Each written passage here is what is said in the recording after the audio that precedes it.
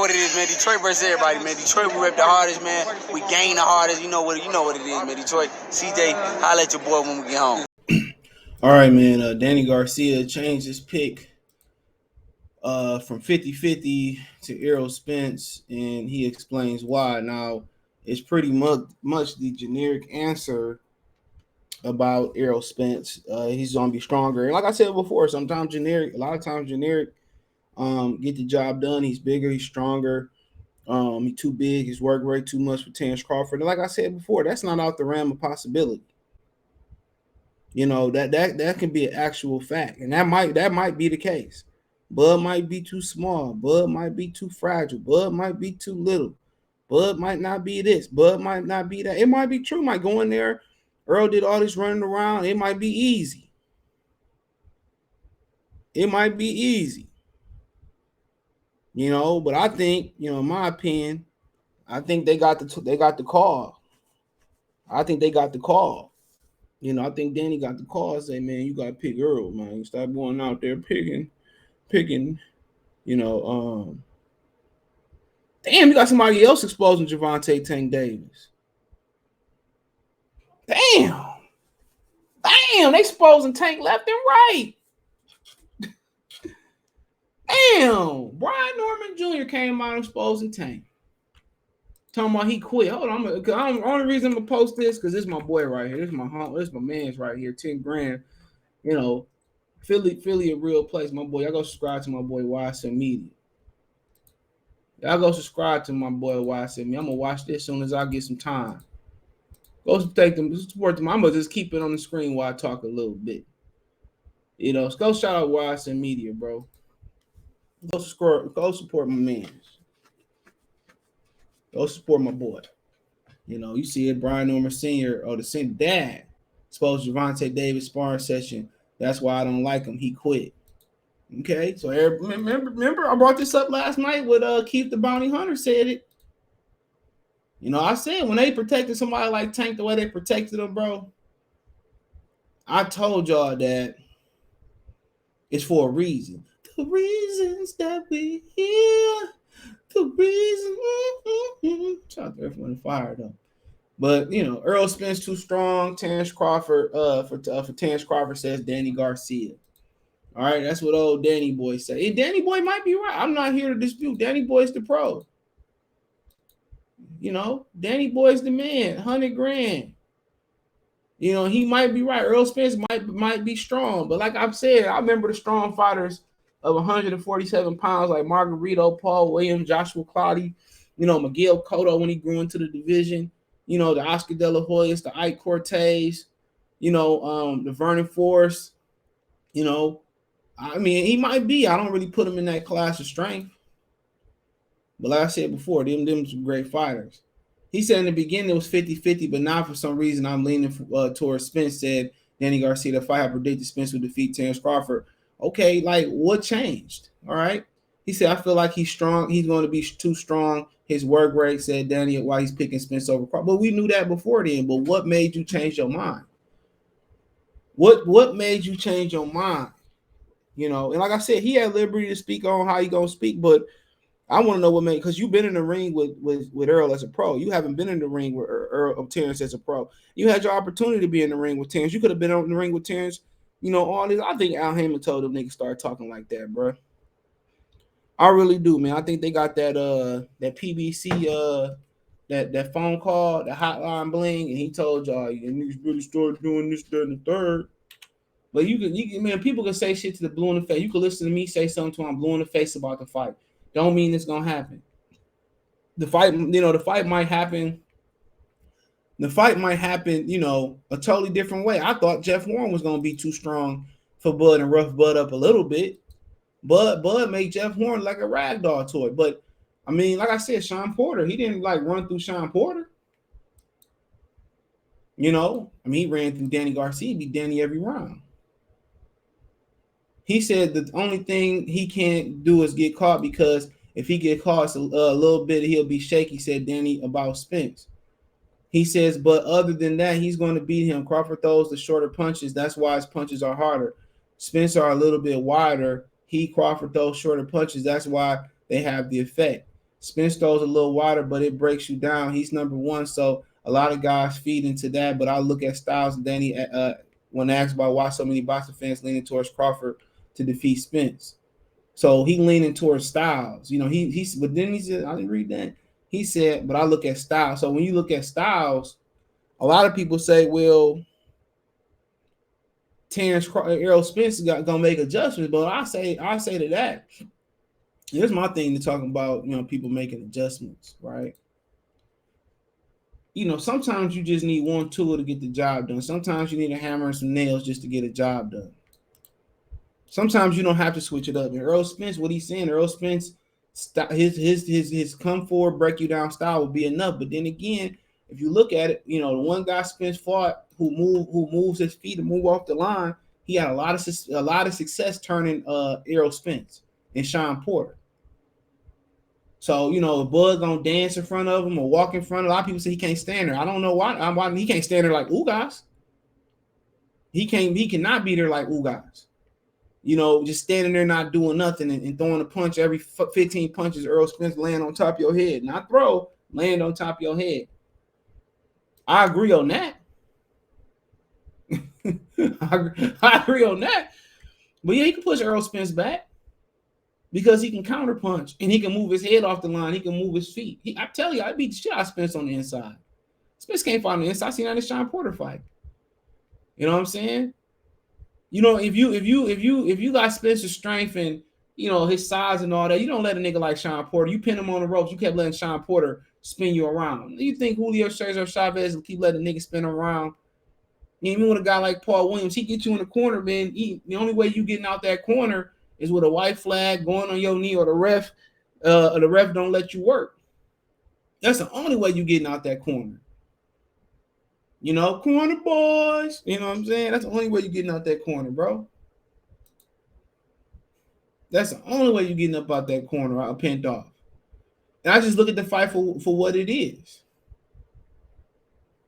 He gonna throw a lot of punches, and if Bud can't handle volume, it's gonna be a problem. If Bud get lumped up early, it can't happen. Kell Brook hit him with some jabs and got his eye up there. But the Kell Brook jab is a different jab from Errol Spence. Trust me. And Kell Brook jab didn't take him too far neither. He clocked his ass. So, like I said before, he can do what he want to do. But, the smart money say, man, he probably should just stick and move. Because who is Errol Spence cut the ring off who can move? Kind of like with Triple G. I expected Triple G to cut the ring off on Canelo. But he couldn't cut the ring off on Canelo because Canelo was catching and shooting and counterpunching. You can say, okay, I didn't feel Canelo punches, but guess what? You felt them when you start getting hit with shots that you don't see coming, you can't brace for. Those do the most damage. Those do the most damage. So that's gonna be interesting. Can he cut the ring off on Buck? On Sean Porter, he couldn't. And even when he pushed Sean Porter to the ropes, and Sean turned him off the ropes. And I'll tell you one thing that we learned about Sean Porter, Terence Crawford. Terence Crawford was by far stronger fighter than Sean Porter. By far. And they can say, well, Sean Porter was on his way. Fine. He by far, and Errol Spence, he get a nutritionist. He looked strong. But before that, he wasn't looking strong in his performances. Everything for Mikey Garcia on the back, he wasn't looking strong in his performances. In the Ugas fight, he looked strong. But then again, when you beat somebody upside their fucking head and they not moving their head and they sitting there, it's wild. But the one thing I'll take away, if I was worried about, if I was a Spence fans or Errol sexuals or something, like I was one of them, one of the things that, I would kind of like really worried about was, and the people not like it didn't happen, is Ugas was able to hurt him. You know what I'm saying? And they said Danny hurt him. And I seen the clip of Danny hurting him. I did. I seen the clip of Danny hurting him. I seen it.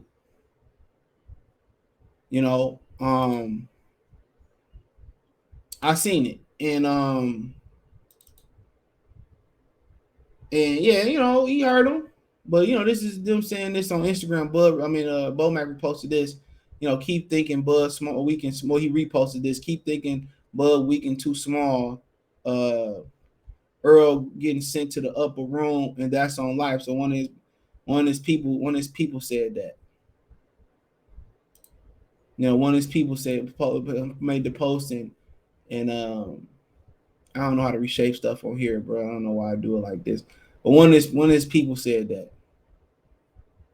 One of his people said that y'all think Bud too small and all that type of stuff, and he gonna, that's Bo Mac posted it the other day. But Jeff Horn thought the same thing. I thought not like at least Jeff Horn. At least Jeff Horn, he gonna he gonna rough him up a little bit, but y'all gotta understand the way the kid get leverage. That's how I looked at it. That's one thing I learned about the Jeff Horn fight, the way he get leverage on the way he get leverage. Being a wrestler, he know how to leverage his opponent. People don't know what I'm talking about, but he know how to leverage his opponents, bro. Get up under him, be stronger than him, and people thinking he's too small. We gonna see. And even if he is too small, I think he got some. He's getting older, but he got some tools. I believe he got some tools that I think he got some tools that can even up the playing field if he's too small. And I just seen in that, and one thing that worried me about the Ugas fight, get back to that, I seen Errol Spence get hurt a couple times in that fight. Like literally get hurt into the body, to the head, and maybe it could be the time off, maybe it could be the eye, maybe it can be a number of things. But I seen him get hurt a couple times in that fight. Even before the sequence, when they said the ref said stop, he got hurt. He got hurt in the sequence before that. If he let Bud hit him like that, he gonna want to sleep. I'm telling you that right now. He going to sleep because if Ugas can hurt you like that, and maybe not. Maybe it was just a bad night. And they said his mouthpiece keep popping out. Think about Bud. That mouthpiece pop out, bruh. He not gonna watch and look at you like Ugas. He gonna finish. He gonna finish him. He gonna finish him. So we can ignore the facts. They can say, oh, he too. That's the generic answer. Oh, he too small. Errol too strong, and that might be true. But what happened if Errol ain't too strong? What happened if Bud is stronger than he thought he was? Then what happened? What happened if the volume don't work? Because a lot of his opponents, he able to outwork them. I think Sean Porter was the first opponent that he really could not work. You know what I'm saying? That's the first opponent that went blow for blow with him like that. Danny had a good volume, but it just wasn't as effective. And I think it can be done. I think it can be done. He's a good fighter, strong, but I seen stronger and more talented. And I seen a lot of hoes in this game. There's a lot of hoes in Bud game. To be honest. The number one thing, if I'm Errol Spence, I'm jumping on that dude from the beginning of the fight. But that's how you got to do boxers and shit like that. That's how you got to do them. You got to jump on them on, guys that like the boxers. But the thing about Bud, though, like, I'm jumping on them early on and I'm talking shit. And I'm talking shit if I'm Errol Spence. I'm getting in his head. I want to get him out of position. But like I said, the two fights in which I seen,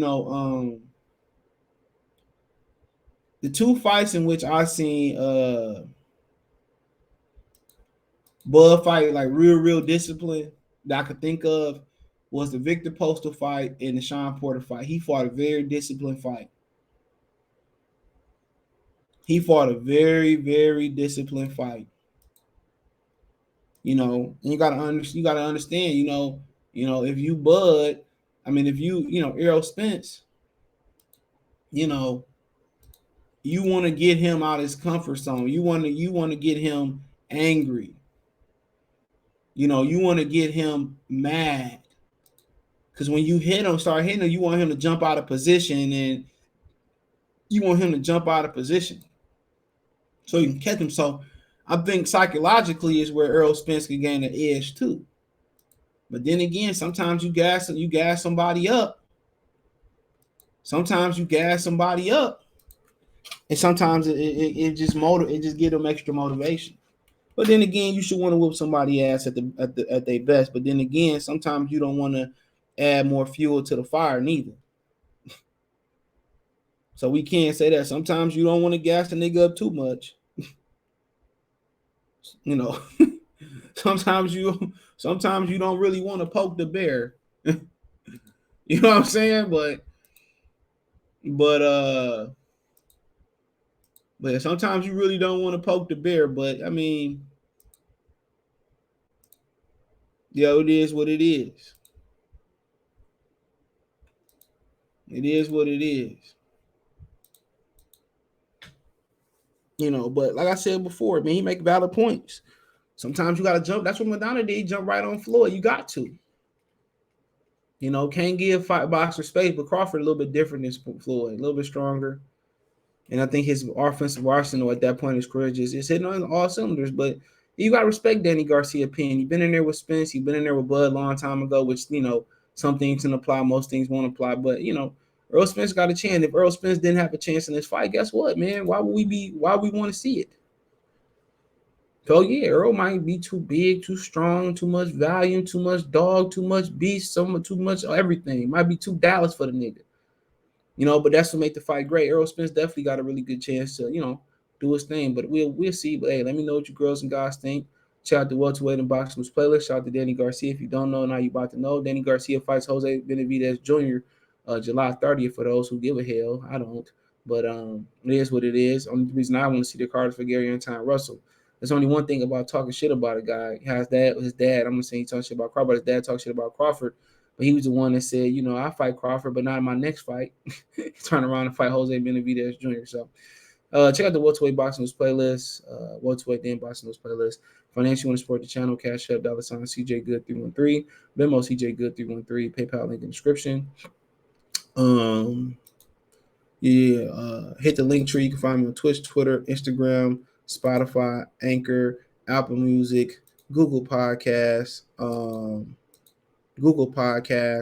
And you know, a couple more other places as well too.